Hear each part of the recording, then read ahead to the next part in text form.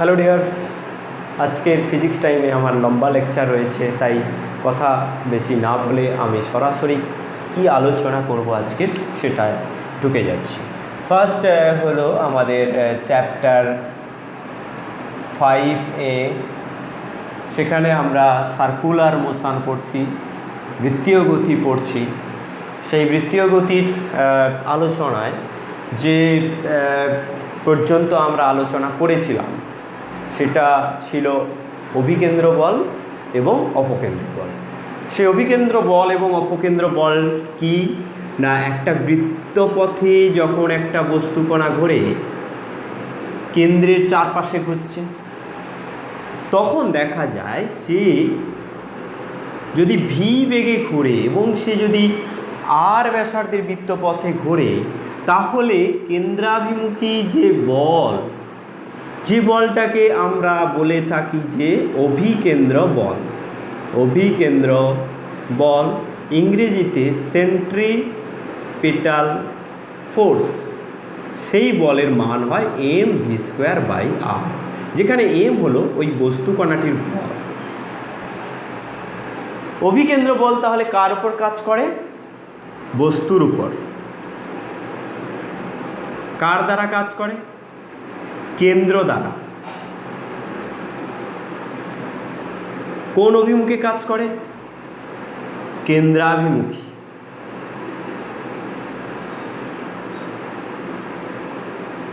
আর ব্যাসার্ধ বরাবর যেই অবস্থানে আছে, সেই অবস্থানে যে ব্যাসার্ধটা পাওয়া যাবে সেই বরাবর, ব্যাসার্ধ বরাবর।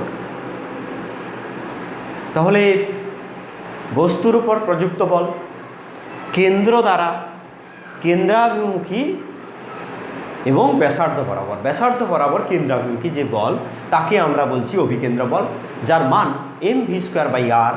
এবং এটা যদি আমি ওমেগা কৌণিক বেগে ঘোরে, তাহলে আমি ওমেগা দিয়ে রিপ্রেজেন্ট করলে যেটা পাই সেটা হলো F = mv²/r সমান m⍵²r। যেভাবেই খুশি আমরা লিখতে পারি।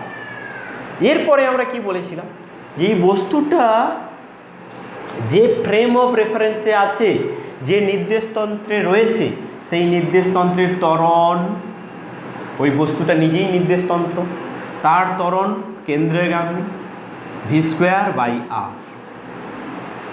একটা বস্তু যদি কোনো নির্দেশতন্ত্রে থাকে এবং সেই নির্দেশতন্ত্রটা যদি ত্বরিত নির্দেশতন্ত্র হয়, অর্থাৎ অ্যাক্সিলারেটেড ফ্রেম অফ রেফারেন্স হয়, এই কেন্দ্রটাতে যদি কোনো ব্যক্তি থাকে, তাকে যদি অবজারভার বলি, তাহলে এর সাপেক্ষে এর একটা ত্বরণ রয়েছে। তার কারণে এই বস্তু, এই ব্যক্তির সাপেক্ষে এই বিন্দুটা, অর্থাৎ ভূমিতে যদি এই ব্যক্তি থাকেন, তাহলে সেটা আমরা জানি ইনার্শিয়াল ফ্রেম অফ রেফারেন্স বা জড়ত্বীয় নির্দেশতন্ত্র। তার সাপেক্ষে, জড়ত্বীয় নির্দেশতন্ত্র সাপেক্ষে কোনো নির্দেশতন্ত্র যদি ত্বরণ নিয়ে থাকে, সেটাকে আমরা অজড়ত্বীয় নির্দেশতন্ত্র বলি। এবং এর ফলে আমরা জানি একটা অলিক বল প্রযুক্ত হয় ওই বস্তুটার ওপর, যার মান m×ac, অর্থাৎ নির্দেশতন্ত্রের ত্বরণ গুণিতক বস্তুর ভর।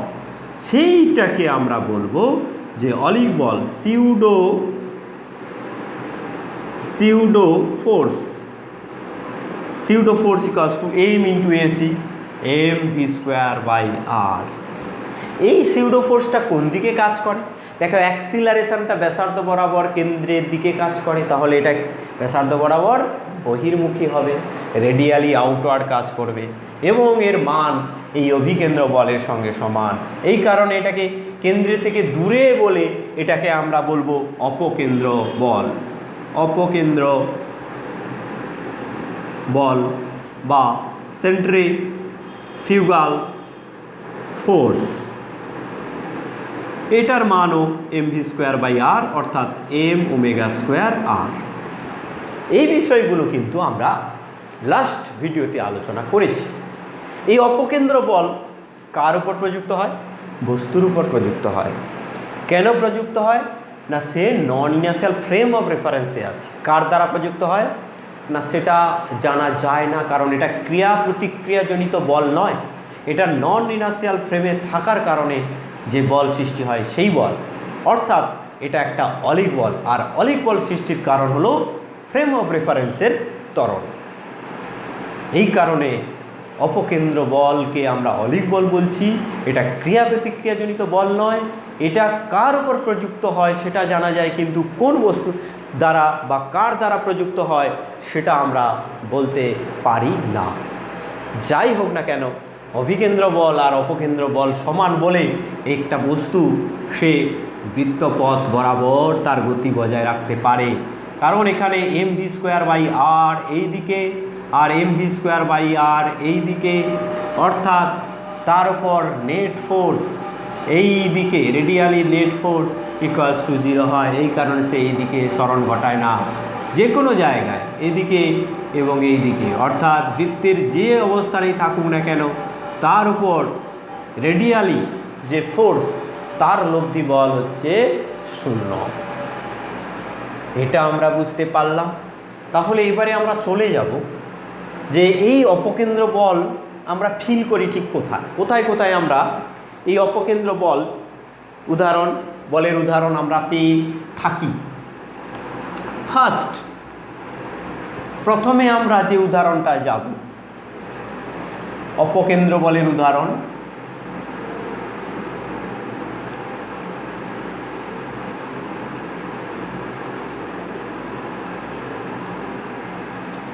এক নম্বর উদাহরণ। ফার্স্ট যে উদাহরণটাই যাব সেটা হলো, তুমি কি করবে না, একটা ছোট্ট বালতি নেবে, বালতিতে জল নেবে, জল নিয়ে একটা বালতির যে হাতলটা থাকে সেই হাতলে তুমি একটা দড়ি বাঁধো। এবারে সেই বালতিতে জল ভরে তুমি দড়ি দিয়ে বালতিটাকে এরকম করে উলম্ব বৃত্তপথে ঘোরাও, দেখবে বালতির মুখ নিচের দিকে অথচ জল পড়ছে না। এর কারণ কি? এর কারণ হলো বালতিটা এখানে নন ইনার্শিয়াল ফ্রেম অফ রেফারেন্স, বালতির ত্বরণ রয়েছে, সেই ত্বরণের মানটা কি কত না v²/r, অভিকেন্দ্র ত্বরণের মানের সঙ্গে সমান। সেই কারণে ওই বালতির ভেতরে যে জল আছে সেই জলের উপরে একটা ওই ত্বরণের বিপরীত অভিমুখী অলিক বল কাজ করবে। সেই বলটা যদি বালতির ভেতরে থাকা জলের ওজনের সঙ্গে সমান হয় তাহলে কখনোই সেই জলটা নিচের দিকে পড়বে না। এবারে ছবিটা এঁকে তুমি বুঝতে পারবে। ধরো বালতিটা এরকম উপুড় হয়ে গেছে, এই হচ্ছে বালতি, এইভাবে সুতোর সাহায্যে তুমি এটা কেন্দ্রে এইভাবে ঘোরাচ্ছ, এইভাবে বালতিটা ঘুরছে, সে এরকম একটা বৃত্তপথে ঘুরছে। এইখানে রয়েছে জল, জলের ভর m, আর বালতির যে ত্বরণ সেটা আমরা জানি এসি, এসির ভ্যালু কত v²/r। তাহলে এই বস্তুর উপরে একটা অপকেন্দ্র বল কাজ করবে, F সিউডো সমান হবে m × a, এখানে এটা হলো এসি, m v²/r। অর্থাৎ এইটাকে আমি যদি জল ভাবি, জলের উপর এই দিকে একটা বল কাজ করছে m v²/r, আর এই দিকে একটা বল কাজ করছে mg। এই দুটো যখন সমান হবে অথবা m v²/r যদি বেশি হয় তাহলে এই জলটা কখনোই নিচের দিকে পড়বে না।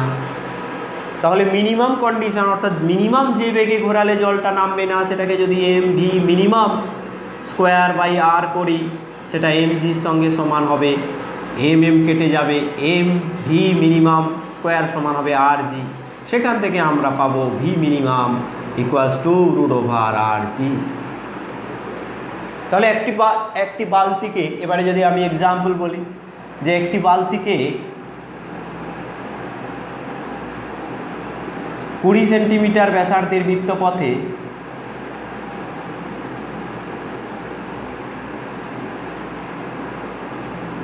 উলম্বভাবে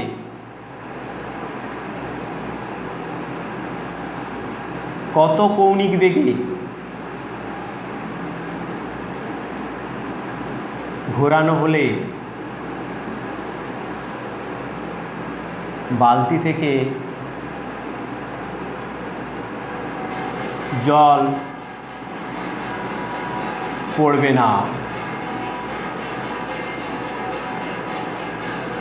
এইভাবে যদি তোমাকে একটা প্রশ্ন দেওয়া হয় তুমি কি করবে না, এখানে ওমেগা চেয়েছে V/R করে দিতে পারো, অথবা তুমি m⍵² দিয়েও সলভ করতে পারো, যে মিনিমাম যদি m⍵² হয়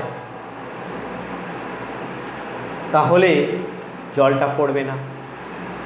সেক্ষেত্রে মিনিমাম এইটার ভ্যালুর জন্য mg এর ভ্যালু সমান হবে, তখন তুমি লিখতে পারবে m⍵² সমান mg, কেটে যাবে, ওমেগা হবে g/r√, কারণ ω² সমান এটা। আর তুমি এখান থেকেও তুমি দেখতে পাচ্ছিলে যে ভি মিনিমাম, যেখানে আমরা এক্সপ্রেশনটা পেয়েছিলাম তাকে আর দিয়ে ভাগ করলেও ওমেগা মিনিমাম পেয়ে যাবে, সেটা হবে √rg/r সমান √g/r। কেমন? এখান থেকে তুমি ভ্যালুটা ফুট করে দাও, জি এর ভ্যালু 1000 সেন্টিমিটার/সেকেন্ড। এখানে এটাকে 10 সেন্টিমিটার করে দিই, তাহলে আমাদের হিসেব করতে সুবিধা হবে। 10 সেন্টিমিটার বৃত্তের ব্যাসার্ধের বৃত্তাকার পথে উলম্বভাবে এটাকে ঘোরানো হচ্ছে। সেন্টিমিটার সিজিএস একক, সিজিএস এককে জি এর মান 980 সেন্টিমিটার/সেকেন্ড স্কোয়ার হয়। আমরা সেটাকে 980 ধরতে পারি, আবার আমরা অনেক সময় অ্যাপ্রক্সিমেটলি 1000 ধরে নিই। 1000/10 সমান হবে √100 সমান হবে 10 রেডিয়ান/সেকেন্ড। 10 রেডিয়ান/সেকেন্ড বেগে এটাকে ঘোরানো হলে বালতি থেকে কোনো জল পড়বে না। তাহলে বুঝতেই পারছো, এই আরের উপর ডিপেন্ড করছে, জলটার ভরের উপর ডিপেন্ড করছে না। অর্থাৎ কত স্পিডে ঘোরাতে হবে, যত জোরে ঘোরাবো তত ভালো। এর থেকে যদি আমি বেশি জোরে ঘোরাই অসুবিধা নেই, আমি যদি বলি 20 রেডিয়ান/সেকেন্ড বেগে ঘোরাবো তাহলে চলবে। সেক্ষেত্রে কি হবে না, এখানে যে বালতি রয়েছে, বালতির জল একটা mv²/r আছে, তার সঙ্গে এখানে একটা ক্রিয়া প্রতিক্রিয়া সৃষ্টি করবে। বালতির জল এখানে আর ক্রিয়া দেবে, আর এ লম্ব প্রতিক্রিয়া, বিপরীত সমান ও বিপরীত লম্ব প্রতিক্রিয়া দেবে। ঠিক আছে? যত বেশি হবে কোনো ক্ষতি নেই, কিন্তু এখানে এইখানে এর উপর একটা লম্ব প্রতিক্রিয়া পড়বে। বালতির তলের উপরে জল দ্বারা একটা প্রতিক্রিয়া বলের সৃষ্টি হবে, লম্ব প্রতিক্রিয়া বলের সৃষ্টি হবে। এইভাবে আমরা ব্যাখ্যা করতে পারি এই ঘটনার কার সাহায্যে না, অপকেন্দ্র বলের ধারণা থেকে। অপকেন্দ্র বলের ধারণা থেকে আমরা অনেক কিছু ব্যাখ্যা করতে পারি, সেটা আজকের ভিডিওর আলোচনা। আজকের ভিডিওর দ্বিতীয় এক্সাম্পল অপকেন্দ্র বলের, আমরা দ্বিতীয় এক্সাম্পলে আমরা আসবো যে তোমরা সবাই ছোটোবেলা নাগরদোলা চড়েছো। সেই নাগরদোলাগুলো ছোটোবেলায় যেগুলো চড়ো সেগুলো কেমন না, এই রকম অনুভূমিক বৃত্তপথে নাগরদোলাগুলো দোলে। এইখানে তোমার ধরো দোলনা, তুমি বসে আছো এইখানে, সেই সুতোটা এটাকে যখন ঘোরানো হচ্ছে ওমেগা কৌণিক বেগে, তখন সুতোটা এইরকম থাকে না, সুতোটা একটু অনুভূমিক থেকে উলম্ব থেকে একটু কোণ করে যায়। এইটা কেন করে না, এটার কারণ হলো অপকেন্দ্র বল। কেন না, তুমি এরকম বৃত্তপথে ঘুরছো, ধরা যাক এই বৃত্তপথের ব্যাসার্ধ আর, এখানে সুতোর সাহায্যে বা দড়ির সাহায্যে একটা কিছু ঝুলছে, ধরা যাক এখানে নাগরদোলা হলে তুমি ঝুলছো। সেক্ষেত্রে এইটার উপরে একটা অপকেন্দ্র বল m⍵²r এইরকম যদি কৌণিক বেগে ঘুরে, এইটা হচ্ছে সেই ডান্ডা, তাহলে m⍵²r অপকেন্দ্র বল এইখানে কাজ করবে। অর্থাৎ ফার্স্ট যখন ঘোরা শুরু হয়নি তখন তুমি এইভাবে ছিলে, ঘোরা যখন শুরু হলো তখন তুমি এখান থেকে থিটা কোণে সরে গেলে, তার জন্য দায়ী হচ্ছে m⍵²r।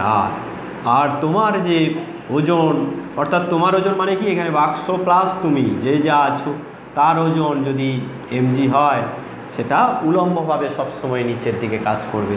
আর এখানে যে দড়িটা আছে, যে দড়ির সাহায্যে তোমার এই চেয়ারটা বাঁধা আছে, সেই দড়িতে টি টান সৃষ্টি হবে। এখন এই অবস্থায় তোমার আছে, নির্দিষ্ট কৌণিক বেগে ঘুরছে বলে ধরে নিলে, এই অবস্থায় তুমি যদি বিচ্যুত থাকো তখন এদের মধ্যে রিলেশান কি হবে না, এই দিকে এটা যদি থিটা হয় এটা থিটা হবে, এই দিকে টি এর উপাংশ হবে টি কস থিটা, আর এই দিকে টি এর উপাংশ হবে টি সাইন থিটা।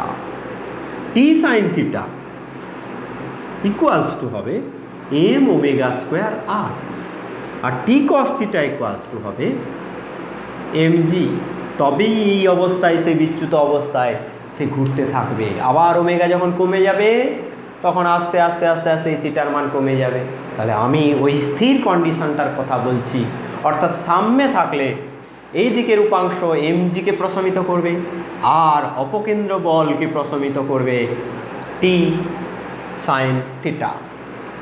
এবারে 1 নম্বর ইকুয়েশান আর 2 নম্বর ইকুয়েশানকে যদি ভাগ করে দেওয়া হয় তাহলে উপরে থাকবে টি সাইন থিটা আর নিচে থাকবে টি কস থিটা সমান হবে M omega square R by M G. M M কেটে যাবে, টি টি কেটে যাবে, তাহলে ট্যান থিটা হবে omega square R by G. সেখান থেকে আমরা থিটার মান পেয়ে যাব, অর্থাৎ কত কোণে তুমি বিচ্যুত হয়ে থাকবে, ওই অবস্থায় ঘুরবে, সেটা তুমি নিজেই বের করতে পারবে। ওমেগা স্কোয়ার আর বাই জি তুমি বুঝতেই পারছো, এই বেগটা যত বেশি হবে ট্যান ইনভার্স এতর মান বেশি হবে, তখন থিটার মান বেশি হবে, কারণ তোমার আর এবং জি ফিক্সড। এখানে তুমি নির্দিষ্ট নাগরদোলায় ঘুরছো, সেখানে ওই নাগরদোলার যে রেডিয়াস সেই রেডিয়াস অর্থাৎ আর ফিক্সড, এবং তুমি যে স্থানে রয়েছো তোমার নাগরদোলাটা যে স্থানে রয়েছে সেই স্থানের অভিকর্ষজ ত্বরণের মান ফিক্সড। ওমেগা বাড়লে ট্যান ইনভার্স ওমেগা স্কোয়ার এই টার্মটার ভ্যালু বাড়বে, তখন থিটার মান বৃদ্ধি পাবে। ওমেগা কমলে থিটার মান কমবে। এই হলো গিয়ে সেকেন্ড এক্সাম্পল। এবারে আমরা থার্ড এক্সাম্পলে চলে যাব। 3 নম্বর এক্সাম্পল বলেছে যে যখন আমরা দেখেছি যে সার্কাসে দেখবে একটা গ্লোব থাকে, একটা বেশ গ্লোব থাকে, গ্লোবের মধ্যে একজন মোটরসাইকেল আরোহী কি করে, মোটরসাইকেলটা নিয়ে এরকম করে ঘুরে।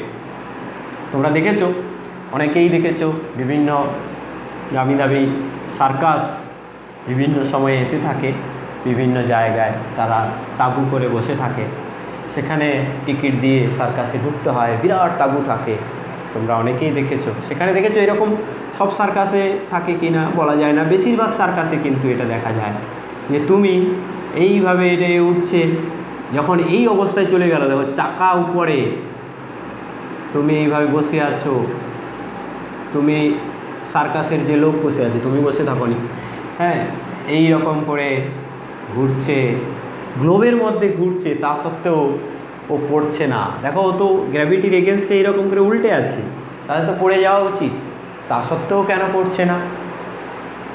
না, এর কারণ হলো এই অপকেন্দ্র বল। অপকেন্দ্র বল আমরা আজ ক্লাস 11-এ জানতে পারছি বলে আমরা ওই ঘটনাটা ব্যাখ্যা করতে পারছি, নইলে আমাদের বেশ আনন্দই লাগতো, ভালো লাগতো, কিন্তু আমরা ব্যাখ্যা করতে পারতাম না। কিন্তু আজকের আমরা ক্লাস 11-এ পড়ি, এই কারণে আমরা এটা ব্যাখ্যা করতে পারছি। যে দেখো এখানে সুতো বাঁধা নেই, শুধুমাত্র এখানে এই বস্তুটা রয়েছে। পুরো মোটরসাইকেল যুক্ত মানুষটাকে আমি বস্তুবিন্দু যদি ধরি, তাহলে এই দিকে একটা বল কাজ করছে, সেটা হলো অভিকেন্দ্র বল, আর এই দিকে একটা বল কাজ করছে, সেটা হলো অপকেন্দ্র বল। এই যে অভিকেন্দ্র বলটা অ্যাকচুয়ালি এটা রিয়াকশানের জন্য সৃষ্টি হচ্ছে। এখানে যে নর্মাল রিয়াকশান, অর্থাৎ এই যখন ঘুরছে তখন এখানে একটা mv²/r ক্রিয়া এই যে প্ল্যাটফর্মটা, এই যে গ্লোবটা, এই গ্লোবের দেওয়ালে দিচ্ছে, তার ফলে এদিকে একটা লম্ব প্রতিক্রিয়া সৃষ্টি হচ্ছে, সেটাই হচ্ছে এর সঙ্গে সমান। এবং এখানে এই যে ঘুরছে উল্টো দিকে হয়ে গেছে, উপরের দিকে তার অপকেন্দ্র বল আছে আর নিচের দিকে তার ওজন আছে। এই অবস্থায় মিনিমাম একটা বেগ না থাকলে কিন্তু এমজি যদি বেশি হয়ে যায়, সেক্ষেত্রে কিন্তু এখানে ক্রিয়া প্রতিক্রিয়া শূন্য হয়ে যাবে। যে রিয়াকশানটা এখানে কাজ করছে সেই রিয়াকশানটার ভ্যালু শূন্য হয়ে যাবে। তাহলে মিনিমাম ভেলোসিটি নিয়ে, মিনিমাম স্পিড নিয়ে যখন সে ঘুরবে, তখন আমি লিখতে পারবো m v minimum square by r equals to m g. আর m v square by r greater than m g হলে কোনো কথা নেই, greater than equals to m g. এবার যখন ইকুয়ালস টু হবে তখন আমরা এমভি মিনিমাম লিখব, minimum square by r equals to m into g. সেখানেও আমরা দেখতে পাবো ভি মিনিমাম সমান সেই বালতির মতো এখানেও আমরা পাবো রুট ওভার আর ইন্টু জি। তাহলে অপকেন্দ্র বলের সাহায্যে আমরা এই ঘটনার ব্যাখ্যা দিতে পারলাম। এই রকম করে ঘুরছে, তোমাকে ফিল করতে হবে এইরকম করে ঘুরছে, ঘুরলে কি হয় বাইরের দিকে ছিটকে যাওয়ার টেন্ডেন্সি থাকে। সেই ছিটকে যায় কেন না, এখানে হচ্ছে এখানে একটা অপকেন্দ্র বল কাজ করছে, কিন্তু ছিটকাচ্ছে না কেন না, এখানে এই দেওয়াল একটা প্রতিক্রিয়া বল দিচ্ছে, প্রতিক্রিয়া বল দিচ্ছে। আর এই প্রতিক্রিয়া বল যদি শূন্য হয়ে যায় তখন এর এই দেওয়াল থেকে টাচ ছেড়ে যাবে, তখন কিন্তু এ পড়ে যেতে পারে। তাহলে প্রতিক্রিয়া বলটাকে সবসময় শূন্যের থেকে বেশি রাখতে হবে।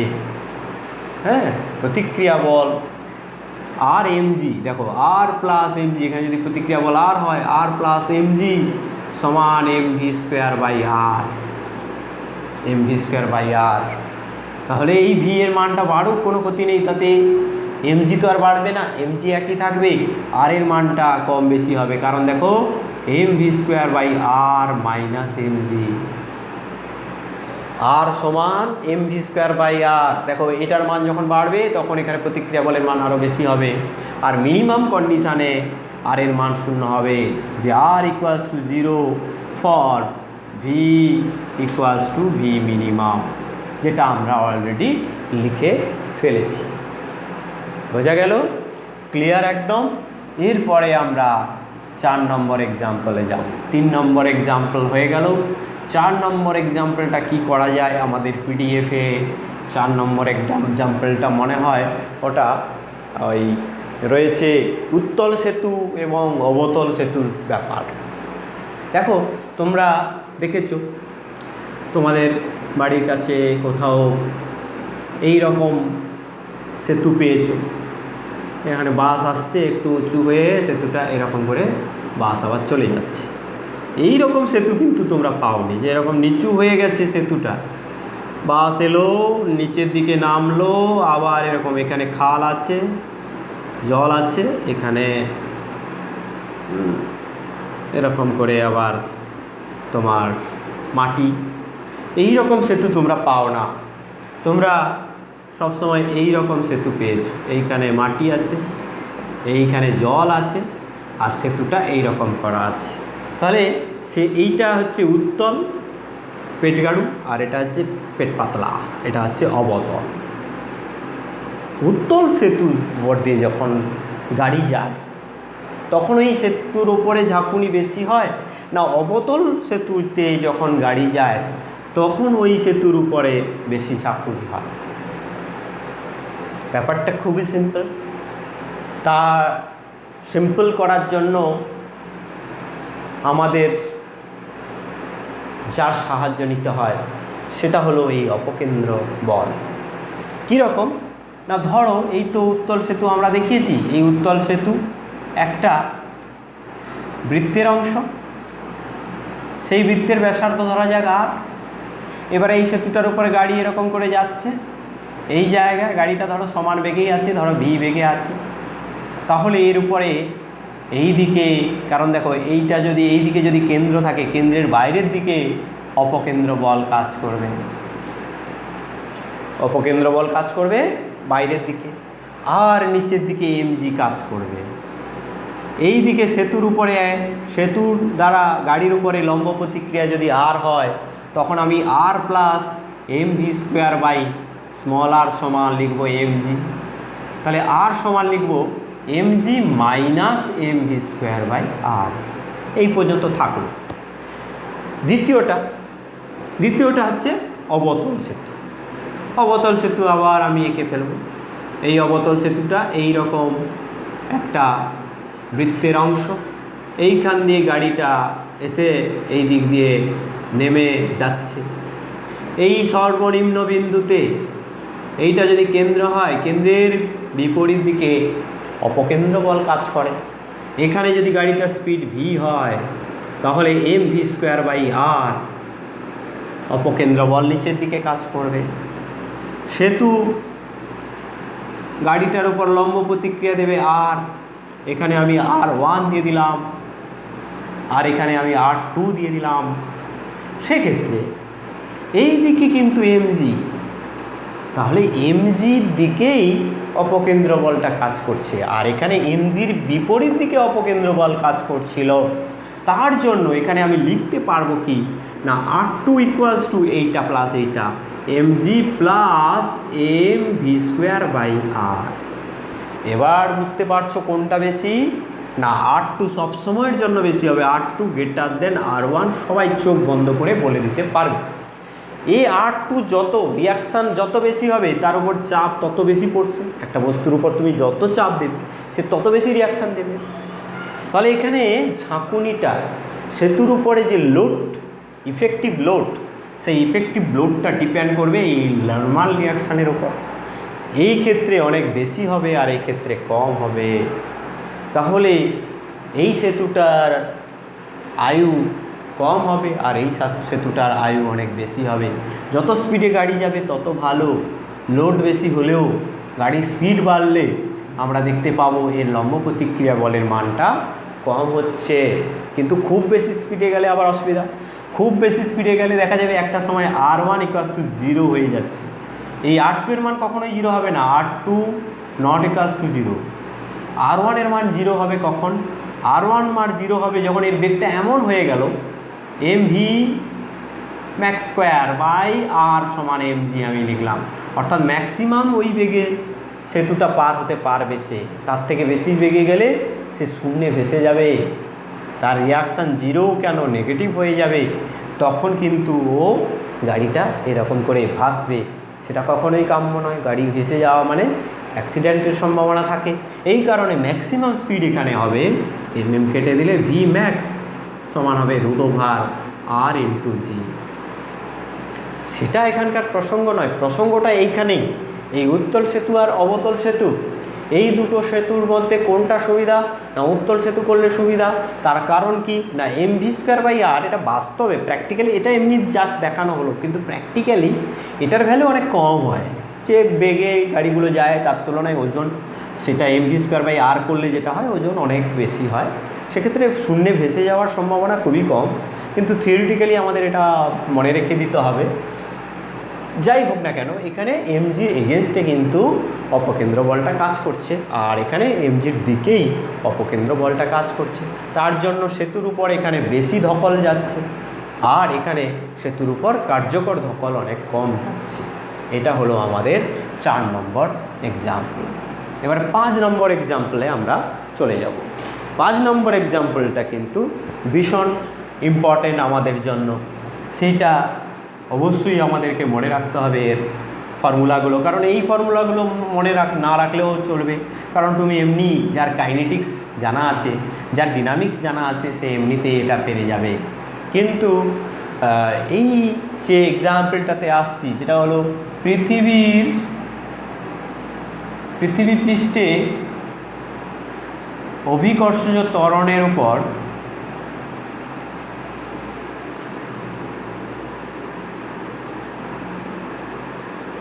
আহ্নিক গতির প্রভাব।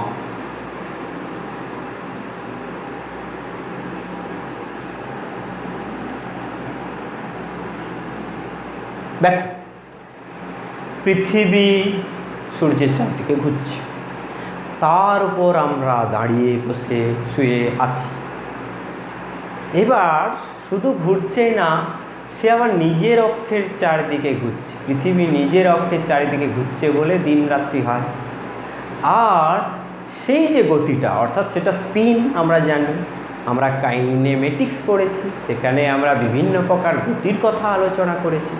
সেখানে আমরা বলেছি কোনো বিস্তৃত বস্তু নিজ অক্ষের চারিদিকে যদি ঘোরে তখন সেই অক্ষ সাপেক্ষে ওই বস্তুর গতিটাকে স্পিন বা ঘূর্ণন বলা হয়। তাহলে এখানে যে পৃথিবীর ঘূর্ণন হচ্ছে, 24 ঘন্টায় এক পাক করে ঘুরছে নিজের অক্ষের চারিদিকে, সেইটাকে আমরা বলি পৃথিবীর আহ্নিক গতি। সেই আহ্নিক গতি থাকার কারণে পৃথিবী পৃষ্ঠে বিভিন্ন বস্তু যখন আছে, সেই বস্তুর যে অভিকর্ষজ ত্বরণ সেটা ডিপেন্ড করে কিসের উপর? পৃথিবী যে বলে তাকে কেন্দ্রের দিকে টানছে। কোনো বস্তুর ওজন ডিপেন্ড করে কিসের উপর? বস্তুর ভর নির্দিষ্ট। ভর হলো একটা মৌলিক রাশি। সেই রাশি, একটা বস্তুর পদার্থের পরিমাণ হলো ভর। একটা বস্তুকে যেখানেই রাখা হোক না কেন তার ভর সমান হবে, কিন্তু ওজন সমান হবে না, কারণ জি এর মানটা চেঞ্জ হয়। বিভিন্ন কারণে জি এর মান চেঞ্জ হয়। আজকে যেটা আলোচনা করব সেটা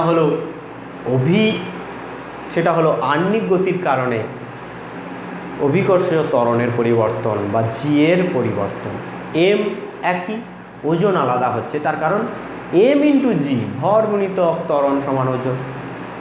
এম যদি অপরিবর্তিত থাকে, জি এর মান যদি পরিবর্তিত হয়, তাহলে এম জি পরিবর্তিত হবে, অর্থাৎ বস্তুর ওজন পরিবর্তিত হবে। ফার্স্ট আমরা জি এর পরিবর্তন কিভাবে হয়, কি কি কারণে হয়, সেটা নিয়ে আলোচনা করছি। প্রথমে আমরা এরকম একটা বিষয় দেখব। পৃথিবী ঠিক এরকম নয়, পৃথিবী এইরকম, এইদিকে মেরু অঞ্চলে চাপা। এখানে দেখো, এইখানে যে দূরত্ব, এই যে দূরত্ব, আমরা যখন অভিকর্ষ মহাকর্ষ এই চ্যাপ্টারটাতে আসবো তখন আমরা আলোচনা করব পৃথিবীর ভর যদি এম হয়, কোনো বস্তুর ভর যদি এম, তাহলে পৃথিবীর কেন্দ্রের দিকে যে টানছে সেই টানটাকে আমি এম জি বলি। সেই এম জি এর মান কী হয়? জি ইন্টু এম বাই এই দূরত্বটা আর হলে আর স্কোয়ার। জি হলো মহাকর্ষ ধ্রুবক, ক্লাস 8-এ একটুখানি তোমরা পেয়েছো। এম হলো পৃথিবীর ভর, পুরো পৃথিবীটার ভর। এম হলো ওই বস্তুটার ভর, আর আর হলো পৃথিবীর কেন্দ্র থেকে ওই বস্তুটার দূরত্ব। দেখো, এই আরটা সব জায়গায় সমান নয়, এখানে বেশি, এখানে কম। তাহলে পৃথিবীর পৃষ্ঠে যখন কোনো বস্তু থাকছে, সে কোন স্থানে থাকছে, সেই স্থানটা পৃথিবীর কেন্দ্র থেকে কত দূরে, তার উপর ডিপেন্ড করছে পৃথিবীর পৃষ্ঠে ওই বস্তুটার ওজন, অর্থাৎ জি এর মান। জি এর মান আলাদা হলে এম এর সঙ্গে জি গুণ করলে আমরা ওজন বা ওয়েট পাই। জি এর মান আলাদা হলে এম জি এর মান আলাদা হবে। এই কারণে পৃথিবী পৃষ্ঠে সব জায়গায় কিন্তু বস্তুর ওজন সমান হয় না। এটা তো আমরা জানি বা জানবো, না জানলেও কোনো অসুবিধা নেই, আমরা জানবো। কিন্তু আমরা এটা জানি না যে পৃথিবী যে ঘুরছে এরকম করে, পৃথিবী কোন দিক থেকে কোন দিকে ঘোরে? জাপান আছে পূর্ব দিকে, জাপানে আগে সকাল হয়, রোদ বেরোয়, তারপরে আমরা রোদ পাই, তারপরে পাকিস্তান পাই, তারপরে মিডিল ইস্টের বাকি দেশগুলো পায়, এরকম করে এই যায়। তাহলে কি পূর্ব দিকে জাপান আছে? পূর্ব দিক মানে পশ্চিম থেকে পূর্ব দিকে ঘুরছে পৃথিবী, পশ্চিম থেকে পূর্ব দিকে ঘুরছে পৃথিবী। এইটা যদি পূর্ব দিক হয় তাহলে এখানে সূর্য ওঠে আগে, মানে কি এইরকম করে ঘুরছে, এইরকম করে ঘুরে ঘুরে যাচ্ছে, সূর্যের আলো আস্তে আস্তে এদিকে পাচ্ছে। তাহলে পৃথিবী যে ঘুরছে নিজের অক্ষের চারিদিকে, যার জন্য দিন রাত্রি হচ্ছে, তার যে কৌণিক বেগ, সেই কৌণিক বেগের মান কত? আর সেই কৌণিক বেগের কারণে পৃথিবী পৃষ্ঠে বিভিন্ন স্থানে থাকা বস্তুর ওজনের কি পরিবর্তন ঘটবে। ধরো এখানে একটা বস্তুর প্রকৃত ওজন, সেটা আমরা নির্ণয় করব কিভাবে না, ওখানে যা জি আছে এম এর সঙ্গে জি গুণ করে দিলে আমরা তার ওজন পেয়ে যাব। কিন্তু দেখা গেছে যে এ পৃথিবীর সঙ্গে সঙ্গে ঘুরছে, অর্থাৎ একটা বৃত্তীয় গতিতে আছে। বৃত্তীয় গতিতে থাকা মানে তার উপর একটা অপকেন্দ্র বল কাজ করে, তার উপর যে অপকেন্দ্র বল কাজ করে সেটা এর থেকে বিয়োগ হয়ে যায়। অর্থাৎ আমরা যে ওমেগাটা যে ডব্লিউটা পেয়েছিলাম, অর্থাৎ প্রকৃত ওজন যাকে আমরা বলছিলাম, আহ্নিক গতির কারণে সেটার মান কমে যাবে, এম ওমেগা স্কোয়ার আর হয়ে যাবে এইখানটায়। বোঝা গেল? কিন্তু সব ক্ষেত্রেই আর হবে না, কারণ এখানে যে বস্তুটা আছে সে কিন্তু ওই ব্যাসার্ধের বৃত্তপথে ঘুরছে না, সে অন্য একটা ব্যাসার্ধের বৃত্তপথে ঘুরছে, ধরা যাক সেটা আর। সেক্ষেত্রে ওমেগা ড্যাশ ইকুয়ালস টু কী হবে? M g minus m omega square into r. এইভাবে বিভিন্ন স্থানে পৃথিবী পৃষ্ঠের উপর থাকা বিভিন্ন স্থানে বস্তুর ওজন প্রকৃত ওজনের থেকে খানিকটা কম হয়। তার কারণ হলো এখানে একটা অপকেন্দ্র বল কাজ করে। কেন অপকেন্দ্র বল কাজ করে? না, পৃথিবীর আহ্নিক গতির কারণে অপকেন্দ্র বল কাজ করে। ক্লিয়ার হলো একদম? এরপরে আমি বাকি ডিটেলসে আসবো। আগে এটা বুঝতে পেরেছো কিনা বলো? পৃথিবী ঘুরছে ওমেগা কৌণিক বেগে, এইখানে বস্তুটা যে আছে সেটা পৃথিবীর সাথে সাথে ঘুরছে, সে একটা বৃত্তপথে ঘুরছে। সেই বৃত্তপথে ঘুরলে তার উপর সিউডো ফোর্স, যেটা হচ্ছে অপকেন্দ্র বল, অপকেন্দ্র বল, তার মান হয় এম ওমেগা স্কোয়ার আর। পৃথিবী তাকে টানছে ভেতরের দিকে এমজি বলে, কারণ মহাকর্ষ বল, অভিকর্ষ বল, যাই বলো না কেন, তাকে টানছে। এই অভিকর্ষ বলের মান হচ্ছে এমজি, সেটাই তার প্রকৃত ওজন হওয়ার কথা ছিল, কিন্তু এখানে আহ্নিক গতির কারণে সেই ওজনটা কিছুটা কমে যাচ্ছে, অর্থাৎ আপাত ওজন হচ্ছে m g minus m omega square r. এখানে থাকলে কি হবে, এখানে থাকলে সে অন্য একটা ব্যাসার্ধের বৃত্তপথে ঘুরছে, তার জন্য তার এম ওমেগা স্কোয়ার আর এইদিকে ঘুরছে, তার একটা উপাংশ এইদিকে এমজির বিপরীতে কাজ করছে, তার একটা উপাংশ, তার জন্য তার আলাদা পরিবর্তন হচ্ছে। এখানে যখন থাকবে সে কোনো ব্যাসার্ধ পাচ্ছে না একদম এই বিন্দুতে, সেক্ষেত্রে অপকেন্দ্র বলের মান নেই, অর্থাৎ আহ্নিক গতির প্রভাব শূন্য, সেখানে যেরকম ছিল ওয়েট সেরকমই হবে। এই তো গেল আমাদের কেন হবে, কি করে কমবে সেটার ব্যাপার। এবার আমরা পার্টিকুলার কোন অক্ষাংশে বস্তু থাকলে তার ওজনের কীরকম পরিবর্তন হয়, কীরকম পরিবর্তন হয় সেইটা আমরা আলোচনা করব। ধরা যাক আমরা ভূগোল সবাই পড়েছি, ভূগোলে আমরা দেখেছি এই হলো পৃথিবী, এই হলো নিরক্ষীয় তল, এই নিরক্ষীয় তলটা একটা বৃত্ত, সেই বৃত্তের ব্যাস হলো এটা। এবার আমরা কি করব, এই ব্যাস থেকে এখানে একটা বস্তু থাকলে এই ব্যাসের সঙ্গে কত কোণ করে আছে, এইটাকে আমি যদি ল্যামডা দিয়ে লিখি, তবে এই ল্যামডাটাকেই আমরা বলবো অক্ষাংশ। এবার নিশ্চয়ই সকলের মনে পড়ে গেছে, নিশ্চয়ই সবাই মনে করতে পারছো যে ভূগোলে আমাদের এই অক্ষাংশ বিষয়টা ছিল। সেখানে আমরা বিভিন্ন বস্তুর অক্ষাংশ এরকম করে দেখিয়েছি, এইটা 0 অক্ষাংশ, এইরকম 10, 20 এরকম করে 90 ডিগ্রি, এরকম করে অক্ষাংশের পরিবর্তন আমরা লক্ষ্য করেছি। ধরা যাক একটা বস্তু ল্যামডা অক্ষাংশে, ল্যামডা ডিগ্রি বা ল্যামডা কোণ অক্ষাংশে রয়েছে, ল্যামডা অক্ষাংশে রয়েছে। তাহলে এই রকম করে যদি সোজা সাপটাভাবে আঁকা হয়, এইটা যদি ল্যামডা হয়, ওই বস্তুটা পৃথিবীর ঘূর্ণনের কারণে, পৃথিবী কোন দিক থেকে কোন দিকে ঘোরে, পশ্চিম থেকে পূর্ব দিকে ঘোরে। সেটা আমরা কি করে মনে রেখেছি না, জাপান আমাদের আগে আছে, পূর্ব দিকে আছে, তাদের আগে ভোর হয়, সেইভাবে আমরা মনে রেখেছি। এই ওমেগার মান কত সেটা আমি নির্ণয় করব, নিশ্চয়ই নির্ণয় করব আমরা সবাই। এখন এই বস্তুটার ওজন কোন দিকে কাজ করতো, যদি পৃথিবীটা স্থির থাকতো, ফার্স্ট ভাবো স্থির আছে, স্থির থাকলে কি হবে, এই দিকে এমজি কাজ করবে, বস্তুর ভর এম, আর এখানে অভিকর্ষ ত্বরণ জি হলে তাকে পৃথিবী কেন্দ্রের দিকে, ব্যাসার্ধ বরাবর কেন্দ্রের দিকে এমজি বলে টানবে। এটা তো পুরোটা পৃথিবী, এখানে তার নিচের দিকে হবে না, এটা পৃথিবীর কেন্দ্র, এটা কেন্দ্রের দিকে টানবে। আর এখানে পৃথিবীর ব্যাসার্ধ হলো ক্যাপিটাল আর, এটা হলো স্মল আর, এটা যদি ল্যামডা হয় এটা হবে ল্যামডা। সেক্ষেত্রে আমরা দেখতে পাচ্ছি যে এই দিকে এম ওমেগা স্কোয়ার স্মল আর একটা অপকেন্দ্র বল কাজ করবে। দেখো এই রকম হচ্ছে বৃত্তপথে ঘুরছে, এটা হলো তার ব্যাসার্ধ, এটা হলো তার ভর, তাহলে তার উপর অপকেন্দ্র বলের মান এম ওমেগা স্কোয়ার আর। কারণ বুঝতে অসুবিধা নেই, একদম ক্লিয়ার হয়ে গেল।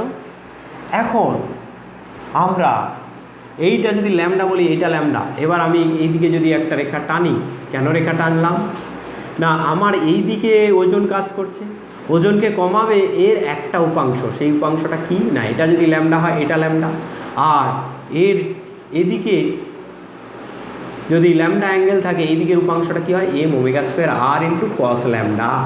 দেখো এইদিকে যদি একটা বল থাকে, এদিকে যদি ল্যামডা কোণ হয়, তাহলে বলের উপাংশ কি হয়, এফ কস ল্যামডা।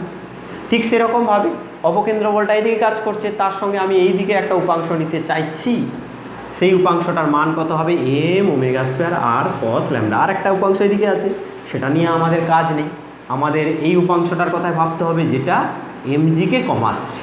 তাহলে এখন আপাত ওজন কত লিখব, আপাত ওজন এমজি ড্যাশ সমান m g minus m omega square small r cos lambda.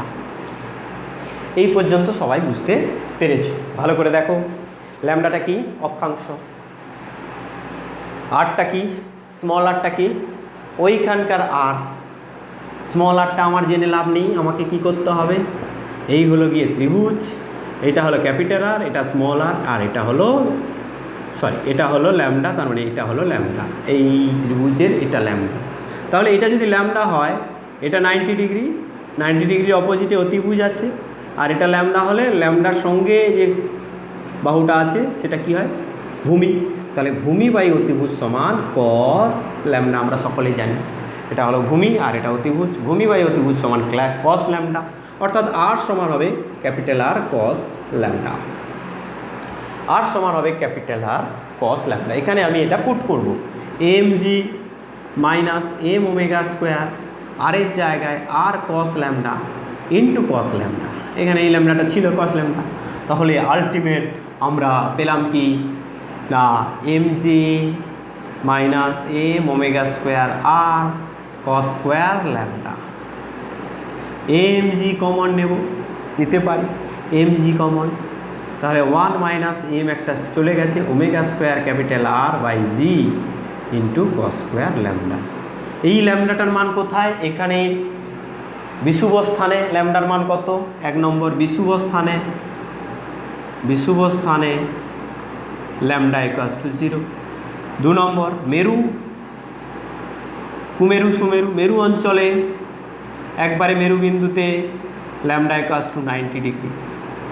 তাহলে এখানে 0 বসালে কি হবে, 0 বসালে এম জি ড্যাশ সমান হবে m g minus 1 minus omega square R by g, আর এখানে 90 ডিগ্রি বসালে কি হবে, কস 90 ডিগ্রি 0, তাহলে এটা 0 হয়ে যাবে, এম জি ড্যাশ সমান এম জি। অর্থাৎ একেবারে এইরকম বিন্দুতে এই জায়গাটায়, সেখানে কিন্তু আহ্নিক গতির প্রভাবে ওজনের মান পরিবর্তন হয় না, প্রকৃত ওজন আপাত ওজন সমান হয়।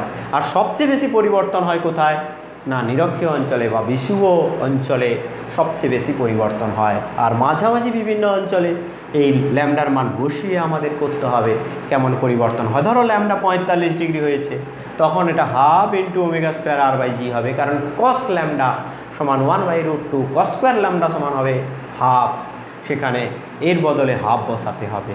এগুলো নিশ্চয়ই তোমরা বুঝতে পারবে খুব ইজিলি। এইভাবে ওজনের পরিবর্তন হয়। এখন এই ভ্যালুটা ঠিক কত, এই ওমেগা স্কোয়ার আর বাই জি এই ভ্যালুটা কত আমরা এবারে আলোচনা করব। এখন আমরা জানি যে পৃথিবী 24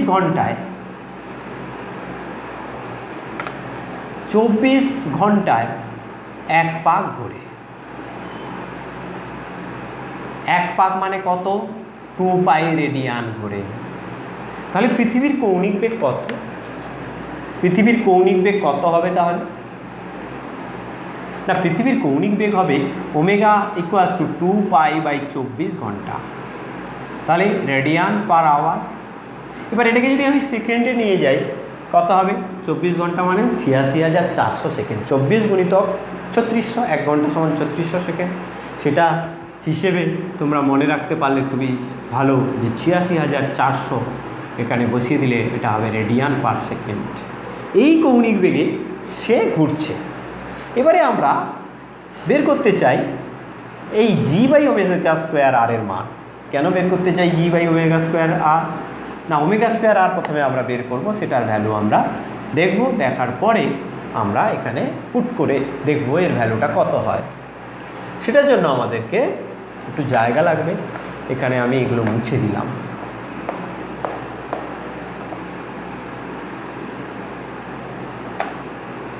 ফার্স্ট আমি ওমেগা ইকুয়ালস টু লিখব 2 pi by 86,400 radian per second.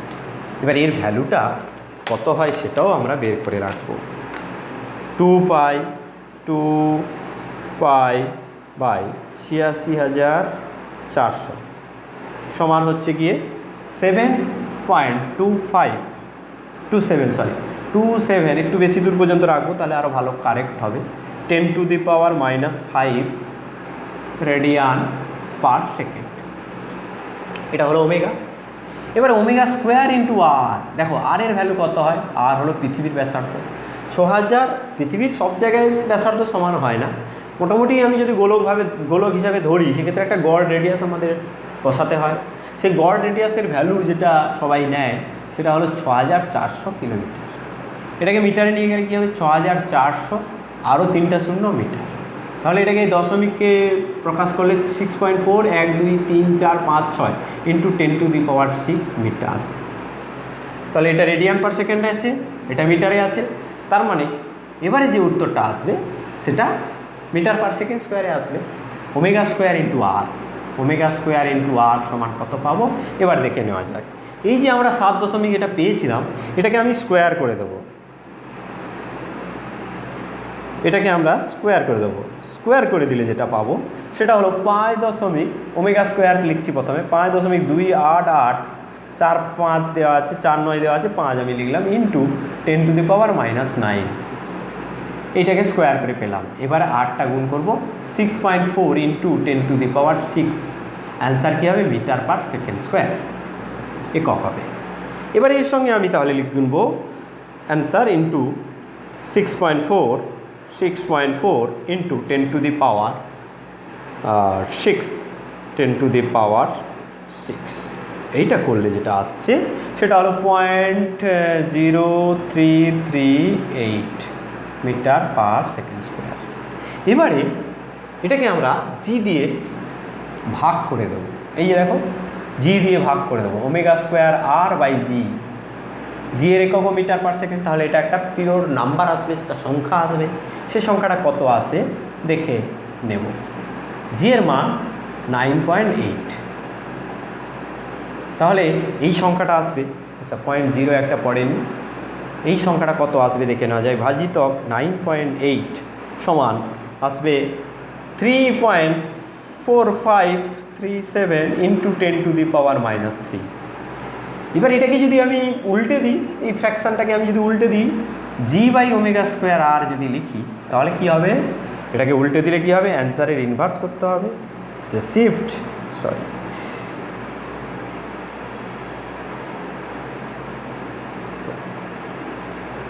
অ্যান্সারের inverse করলে যেটা আসে 289.5। এইটা কিন্তু মুখস্থ রাখতে হয়, এটা মুখস্থ রাখলে তোমার এই প্রবলেমটা করা সহজ হয়ে যায়। কি এবারে লিখছি, এমজি ড্যাশ, এখান থেকে এবারে আমরা স্টার্ট করব। আমরা এইখানে ফেলে রেখে গেছিলাম, শুধু এইটার ভ্যালু পাচ্ছিলাম না। এবার এটা লিখবো এমজি ইন্টু 1/g/ওমেগা square r into cos square lambda, bracket শেষ। এবারে আমরা এটাকে কি লিখতে পারবো তাহলে, এমজি ড্যাশ সমান এই জি বাই ওমেগা স্কোয়ার আরকে আমরা 289.5 289 লিখব, MG into 1/289 into cos square lambda. এবারে বিভিন্ন বস্তুর কত অক্ষাংশে কীরকম ওজনের পরিবর্তন হয়, এখানে জাস্ট অক্ষাংশের মান বসিয়ে দিলে পেয়ে যাব। ধরা যাক এখানে একটা বস্তুর ওজন, এখানে একটা বস্তুর প্রকৃত ওজন অমুক, এবারে তোমাকে বলবে যে আহ্নিক গতির জন্য এর ওজনে কী পরিবর্তন ঘটবে বের করো, তখন তুমি এটা বের করবে। এরকম করে ধরো একটা প্রশ্ন দেওয়া যাক যে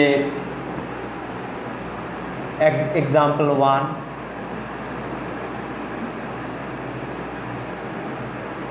বিষুব অঞ্চলে থাকা কোনো বস্তুর ওজনের কি পরিবর্তন ঘটে, ওজনের আহ্নিক গতির কারণে থাকা কোনো বস্তুর ওজনের পরিবর্তন কীরূপ হয়। আহ্নিক গতির কারণে, এটা তো আহ্নিক গতির কথাই আলোচনা হচ্ছে, তোমরা প্রশ্ন পেলে সেরকম প্রশ্ন পেয়ে যাবে, ওখানে বড় করেই লেখা থাকবে কত পার্সেন্ট তার ওজনের পরিবর্তন হয়, কীরূপ পরিবর্তন হয় সেটা আমাকে বের করতে হবে। তাহলে আমি কি করব, প্রকৃত ওজন W সমান mg, আপাত ওজন W ড্যাশ সমান কী হবে, mg into 1 minus cos lambda. Cos ল্যামডার ভ্যালু 0,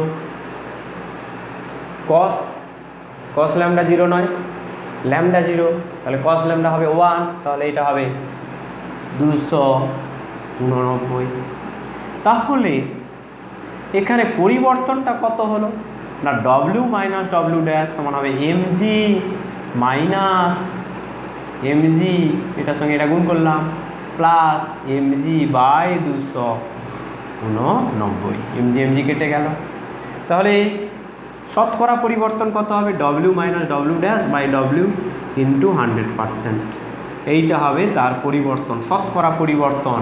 সেটা হবে কত না, W minus W dash MG by 289 by W MG into 100%। এইটা এমজি এমজি কেটে যাবে, এমজি এমজি কেটে গেলে আমরা পাবো 100/289। আবারও ক্যালকুলেটর লাগবে। 100 ভাজিতক 289 সমান হবে 0.346, মানে 0.35% পরিবর্তন। অর্থাৎ তার যা ওজন ছিল সেই ওজনটা কমে গেল। হ্যাঁ, কতটা কমলো না, 0.35% প্রকৃত ওজনের থেকে কমে গিয়ে আপাত ওজন হলো। অর্থাৎ তার ওজন যদি, প্রকৃত ওজন যদি 100 গ্রাম হয়, আপাত ওজন হবে 99.65 গ্রাম। হ্যাঁ, জাস্ট এটাকে ফিল করো। যদি এবারে তোমাকে প্রশ্ন দেবে ঘুরিয়ে, নানা রকমভাবে প্রশ্ন দেবে যে আহ্নিক গতি যদি হঠাৎ পৃথিবী যদি স্টপ হয়ে যায়, তাহলে পৃথিবীর পরে যে বিষুব অঞ্চলে কোনো বস্তু আছে তার ওজনের কি পরিবর্তন ঘটবে, তখন উল্টোটা হবে। তার এখন ওজনটা এটা, পরে ওজন হবে এটা, তাহলে ওজন বাড়বে। তাহলে ওজন বাড়বে, কতর উপর বাড়বে, এটার উপর বাড়বে। এটা নিচে শুধু এইটা হবে, সে এটার জন্য সামান্য একাত্র এটা হবে, 3.4% বাড়বে হয়তো হবে, বা 3.6% বাড়বে, এরকম হবে। হ্যাঁ, 3.6 না, 0.36% বাড়বে, এরকম তোমাকে লিখতে হবে। আলটিমেট তোমাকে বিষয়টা বুঝতে হবে। বিষয়টা তুমি বুঝতে পারলে তোমাকে যেমন প্রবলেম দিক না কেন তোমরা পেরে যাবে। এই হলো গিয়ে আহ্নিক গতির প্রভাব। আহ্নিক গতির ফলে জি এর মানের যে পরিবর্তন হয় সেটা হচ্ছে কি, g dash equals to g into 1 minus 1/289 cos square lambda. এই ফর্মুলাটা কিন্তু ইম্পর্টেন্ট।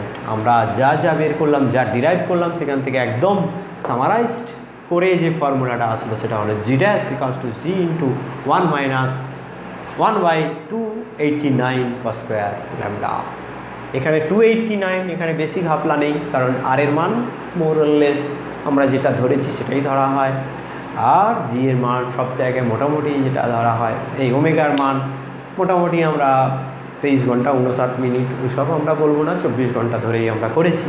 মোটামুটিভাবে এই সংখ্যাটা মানা হয়, সবাই এই সংখ্যাটা মেনে নেবে। তুমি যদি লেখো কোনো ক্ষতি নেই। আমরা তাহলে অপকেন্দ্র বলের উদাহরণের কথা আলোচনা করছি। অপকেন্দ্র বলের উদাহরণের আলোচনা করতে গিয়ে আমরা অনেকগুলো অপকেন্দ্র বলের এক্সাম্পল পেলাম, প্রায় আমরা 5টা এক্সাম্পল পেলাম। এরপরে আমরা যে এক্সাম্পলে চলে যাব সেই এক্সাম্পল হলো যে একটা উলম্ব গতিতে একটা বস্তুকে সুতো বেঁধে উলম্ব গতিতে ঘোরানো হলে তার যে বিষয়গুলো, সেই বিষয়গুলো কী কী, সেই বিষয়টা কিন্তু অনেকটা বড়। সেক্ষেত্রে তোমাকে খুব ধৈর্য ধরে ভিডিওটা দেখতে হবে, সুন্দর করে তোমাদের খাতায় নোট বানাতে হবে। তবেই তোমরা ওই বিষয়ের উপরে বহু প্রবলেম পড়ে, অনেক প্রশ্ন আসে, হ্যাঁ, ওই টপিকটার উপরে, সেটা তোমরা পারবে। এখন ভিডিওটা কত মিনিট চলছে আমি দেখে নিচ্ছি। ভিডিওটা প্রায় 53 মিনিট হয়ে গেছে। আমি এই পর্যন্ত রাখছি।